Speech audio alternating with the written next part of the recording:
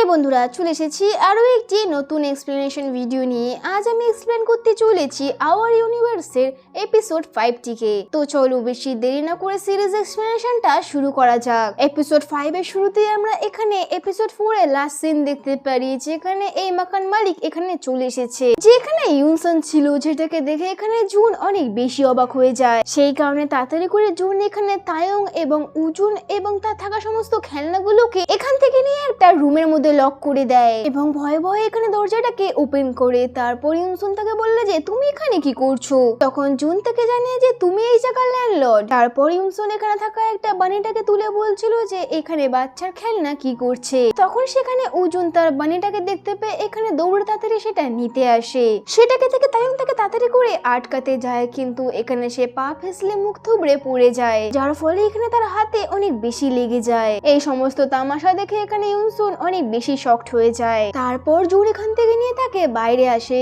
এবং তাকে বাইরে চলে আসে এবং তাকে এসে সমস্ত কিছু বুঝিয়ে বলে যে এগুলো কি এবং কেন হচ্ছে। সে তাকে জানায় যে এটা তার দিদির শ্বশুর বাড়ির লোক এবং তার কাছ থেকে ক্ষমাও চায় মিথ্যা বলার জন্য। তারপর এখানে ইউসুন বলে যে আমি ভেবেছিলাম তুমি হয়তো আমাকে সমস্ত কিছু তোমার শেয়ার করো, যেমনটা তুমি আমাকে আগে করতে, কিন্তু তুমি এখন পুরোপুরি বদলে গেছো। এটা বলে এখান থেকে সে চলে যায়। তারপর এখান থেকে জুন বাড়িতে চলে আসে। এখানে তায়ং তার উপর অনেক বেশি রেগেছিল এবং তাকে বলছিল যে তুমি আমাদেরকে এমন ট্রিট করেছো জানো আমরা ময়লার ব্যাগ, যেরকম আমাদেরকে ছুঁড়ে ফেলে দিয়েছিলে। আর যেই দিন এখানে উজুনের হাতে চোট লেগেছিল সেই দিনও তুমি এই ছেলেটার সাথেই ছিলে। আর তার সামনে যখন এখানে বাচ্চা বেরিয়ে এসেছিল তখন তুমি লজ্জা পেয়ে গেলে। তোমার কি মনে হয় কে তুমি? এটা বলে এখান থেকে তায়ং তার রুমে চলে যায়। তার হাতে এখানে আঘাতও লেগেছিল। তারপর এখান থেকে সে তার ফ্রেন্ডের বাড়িতে চলে আসে। তার ফ্রেন্ড তাকে বলছিল যে এই কদিন ধরে তুমি অনেক বেশি রেগে থাকো সেই মেয়েটির জন্য। তায়ং তখন তাকে জানায় যে একবার আমার বাড়িটা হয়ে যেতে দাও, তারপর এখান থেকে আমি ঠিক চলে যাব। এই বাচ্চাটাকে সবসময় আমাকে কোলে কোলে নিয়ে ঘুরতে হয়। এখানে তার বন্ধুটা এখানে উজুনের কানটিকে বন্ধ করে দেয়, কিন্তু আমাদের এখানে দেখে মনে হচ্ছে যে উজুন তো সমস্ত কিছু বুঝতে পেরে গেছে যে এখানে তার ব্যাপারে বলা হচ্ছে। এর জন্য এখানে সে হার্ট হয়ে যায়, কারণ সে বারবার ঘুরে ঘুরে এখানে তায়ংয়ের দিকে তাকাচ্ছিল। তায়ং তখন আরো জানাচ্ছিল যে আমার খুব রাগ হয় সেই মেয়েটার ওপর। অন্যদিকে আমরা এখানে জুনকে দেখতে পারি যে এখানে তার বান্ধবী সিওলের সাথে ছিল। এখানে সে অনেক বেশি চিন্তিত ছিল। সে ভাবছিল একসাথে থাকতে গেলে তো এখানে ব্যাপারটাকে মেটাতে হবে। তখন তার বান্ধবী তাকে জানায় যে ওয়ান নাইট স্টে এর পরে তুমি পুরোপুরি ভাবে বদলে গেছো। কিন্তু জুন তখন জানায় যে চুপ করো, আমাদের তেমন কিছুই হয়নি। এটা বলে এখান থেকে সে মিটিং রুমে চলে আসে। মিচুর ম্যানেজার এখানে মিচুর উপর অনেক বেশি রাগ হচ্ছিল, কারণ তার নাম এখানে কখনোই নেওয়া হয়নি, কিন্তু এখানে সেই দুদিনে আসা ক্যামেরাম্যানটার নাম নিয়ে নেওয়া হয়েছে ম্যাগাজিনের মধ্যে। আমি তোমার এক্স হাজবেন্ড। তখন মিচু তাকে বলে যে তুমি নিজেই এখানে কাজের থেকে পালিয়ে যাও, সেই জন্য তোমার নামটি দিইনি। তখনই আমরা জানতে পারি এটা তার এক্স হাজবেন্ড। তাদের এখনো ডিভোর্স তো হয়নি, কিন্তু তারা এখন আর একসাথে থাকে না। ইতিমধ্যে এখানে তায়ং চলে আসে। তখন মিচু তাকে জানায় যে বেবি কোথায় তোমার, আর তুমি এখানে ফটোটাকে ক্লিক করে কোথায় পালিয়ে গেছো, এগুলো কি আমি পরিষ্কার করব? আমি শুধু এখানে কাজের জন্য আসি, এইগুলো করতে না। তায়ং তখন তার কাছে সরি চায়। মিচুর এখানে থাকা সমস্ত ছবিগুলো অনেক পছন্দ হয়। তখন সেখানে একটা জুনের ছবিও ছিল। তখন মিচু তাকে জিজ্ঞাসা করে যে এই মেয়েটিকে গার্লফ্রেন্ড হয় তোমার নাকি তোমার ওয়াইফ? তায়ং বলে যে আরে না বল। তারপর এখান থেকে মিচু তাকে কাজ দিয়ে দেয় এবং এখান থেকে তায়ং উজুনকে নিয়ে বাড়ি ফিরে চলে আসে। অন্যদিকে জুনও তখন ভাবছিল যে সরি বলে কি সমস্ত কিছু ঠিক করে নেওয়া উচিত হবে। তখনই সেখানে তার প্রতিবেশী চলে আসে এবং সে বলে যে বাচ্চাটাকে নিয়ে আমাদের এখানে পিকনিকে যাওয়া উচিত হবে। জুনও এখানে রাজি হয়ে যায়। তারপর বাড়িতে এসে এখানে সে সমস্ত কিছু ব্যাগ প্যাকিং করা শুরু করে দেয়। তারপর এখানে জুন গিয়ে তায়ংকে ডাকে এবং তাকে বলে যে চলো পিকনিকে যাই, আমাদের এখানে গিয়ে একটু ভালো লাগবে, তাহলে আমাদের মধ্যে থাকা সমস্ত ঝামেলাটা এখানে মিটমাট হয়ে যাবে। এরপরে সিনে আমরা দেখতে পারি তায়ং এখানে চারটে বাচ্চার মাঝখানে বসে রয়েছে। সে এখানে অনেক বেশি বিরক্ত হচ্ছিল এবং জুনকে বলছিল যে তুমি এই মজা নেওয়ার জন্য আমাকে এখানে ডেকেছিলে, কোথায় মজা হচ্ছে আমার এখানে। তারপর এখানে তারা মিলে একটা ক্যাম্পিং সাইডে চলে আসে। তায়ং এখানে অনেক কষ্ট করে একটা টেন্ট লাগায়, কিন্তু বাচ্চাগুলো বারবার সেগুলোকে ভেঙে দিচ্ছিল। তায়ং এখানে অনেক বেশি হাঁপিয়ে যায়। তারপর জুন এখানে তাকে একটা ড্রিঙ্ক দেয়। উজুনও তখন সেখানে হ্যাপি ছিল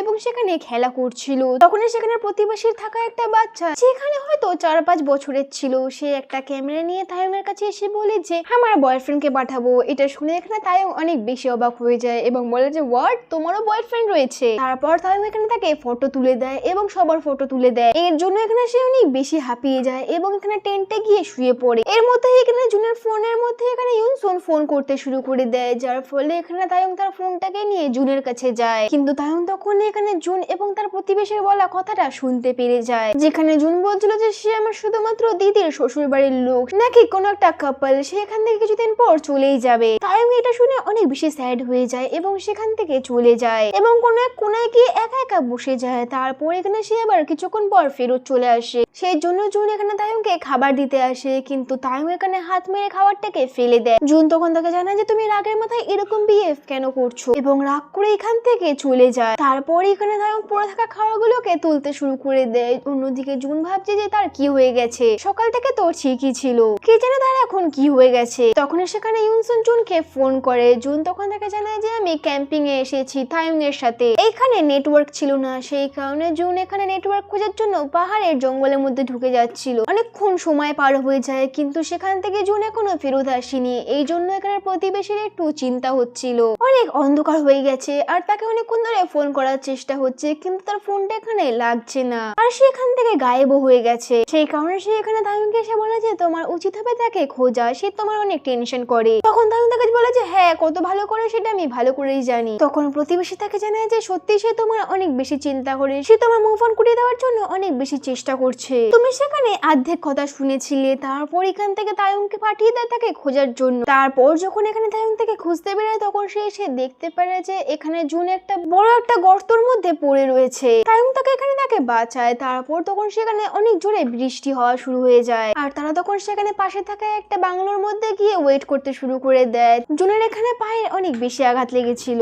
আর এই মুভমেন্টটা এখানে তাদের দুজনের মধ্যে দূরত্বটাকে অনেক বেশি কমিয়ে দেয়। দুজনের লাইফে এখানে বৃষ্টিটা অনেক বেশি গুরুত্বপূর্ণ ছিল। তায়ং তখন জুনকে জানায় যে বৃষ্টিতে তোমার দিদির কথা মনে পড়ে আর আমার কারোর একজনের অপেক্ষা ছিল যখন বৃষ্টি হচ্ছিল। আমার ভাইয়ের জন্য আমি অপেক্ষা করতাম যে আমাকে বৃষ্টির মধ্যে ছেড়ে চলে গেছিল। জুন তখন তাকে জানায় যে আমি আছি, যখন তোমার মনে হবে যে বৃষ্টি হচ্ছে তখন তুমি আমাকে ডেকে নিও। তায়ং ইমোশনাল হয়ে তাকে এখানে দেখতে শুরু করে দেয়। তারপর এখানে আমরা দেখতে পারি তায়ং এখানে তাকে কাঁধে করে তুলে নিয়ে টেন্টের দিকে যেতে লাগে। তারা এখানে তর্ক করছিল, কিন্তু তার মধ্যেও তাদের এখানে মিল আবার হয়ে যায়। তারপর তারা এখান থেকে সবাই ট্যাক্সি নিয়ে বাড়িতে চলে আসে। তায়ং এখানে অর্জুনকে ভালো ভালো জিনিস শেখাচ্ছিল। তারপর বাড়িতে আসার পর এখানে তায়ং জুনকে বলছিল যে আমাদেরকে হসপিটালে যাওয়া উচিত হবে, কিন্তু জুন তখন তাকে মানা করে দেয়। তখন সেখানে আমরা ইউনসুনকে দেখতে পারি যে এখানে জুন ফোন না ওঠানোর জন্য এখানে বাড়ির বাইরে চলে এসে দাঁড়িয়ে রয়েছে। সে এখানে জুনের পায়ের মধ্যে আঘাত থেকে অনেক বেশি চিন্তায় পড়ে যায়। তারপর এখানে জুন তায়ং এবার অর্জুনকে ঘরে পাঠিয়ে দেয় এবং ইউনসুনের সাথে এখানে হসপিটালে যেতে শুরু করে দেয়। এখানে সে চেক আপও করায় এবং ইউনসুনকে এখানে থ্যাংক ইউ বলে বিলটাকে পে করার জন্য। ইউনসুন তাকে বলে যে আরে কালকে আমার সাথে রেস্টুরেন্টে চলো, সেখানে গিয়ে আমি তোমাকে কিছু কাজের ব্যাপারে বুঝিয়ে দেবো আর তুমি আমাকে সেখানে ট্রিট দিয়ে দিও, তাহলে তোমার থ্যাংক ইউ হয়ে যাবে। অন্যদিকে আমরা এখানে তায়ংকে দেখতে পারি এখানে সে অনেক বেশি চিন্তিত হচ্ছিল যে এখানে সে কোথায় চলে গেছে আর তার এখানে অপেক্ষা করতে করতে এখানে তায়ং এর জ্বর চলে আসে আর জুন তখন এখানে অনেক লেট নাইট করে বাড়িতে ফিরেছিল। এরপর আমরা দেখতে পাই সকালবেলা তায়ং এর জ্বর অনেক বেশি বেড়ে গেছে এবং তায়ং এখানে রুমের বাইরে এসে দেখতে পারে যে জুন রেডি হচ্ছে। তারপর সে তাকে জিজ্ঞাসা করে তুমি কোথায় যাচ্ছ, জিজ্ঞাসা করাতে এখানে সে জানায় যে আমি ইউনসুনের সাথে রেস্টুরেন্টে যাচ্ছি। তায়ং এর এখানে অনেক বেশি খারাপ লাগছিল আর তার সাথে ওখানে তার ভিতর থেকে জ্বর ছিল, কিন্তু তার সত্ত্বেও সে জানায় যে ঠিক আছে তুমি যাও আর সে এখানে অর্জুনকে নিয়ে চুপচাপ এখান থেকে বেরিয়ে পড়ে। তারপর আমরা এখানে দেখতে পারি ইউনসুন তার বাড়ির বাইরে গাড়ি নিয়ে দাঁড়িয়ে রয়েছে। সে এখানে অর্জুনের জন্য একটা টয়ও এনেছিল এবং গাড়ির মধ্যে একটা বেবি সিটও এনেছিল ধার করে নিয়ে, অর্থাৎ এখানে সে পুরোপুরি তৈরি হয়ে এসেছে জুনকে পটানোর জন্য।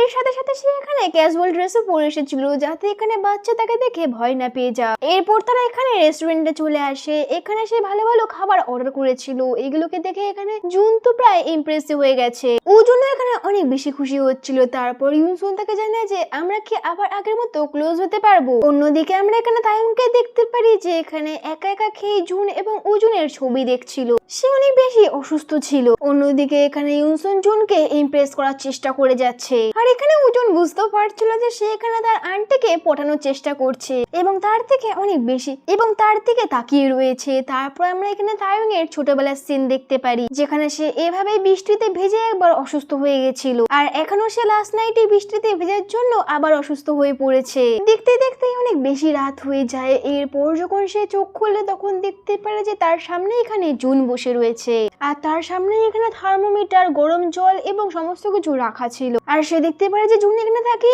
সে হেল্প করছে কারণ সেখানে অনেক বেশি অসুস্থ ছিল। সে এখানে তাড়াতাড়ি করে ওঠে এবং তাকে এখানে হাগ করে নেয় এবং বলে যে তোমার এখন কেমন লাগছে। এবং তখন তাকে জানায় যে এখন একটু বেটার ফিল হচ্ছে। আর এখানে এপিসোড 5টি শেষ হয়ে যায়। সিরিজ এক্সপ্লেনেশনটা যদি ভালো লেগে থাকে তো ভিডিওটাকে একটি লাইক এবং চ্যানেলটিকে সাবস্ক্রাইব করে নেবেন। দেখা হচ্ছে নেক্সট কোনো এক্সপ্লেনেশন ভিডিওতে। ততদিনের জন্য ভালো থাকুন, সুস্থ থাকুন।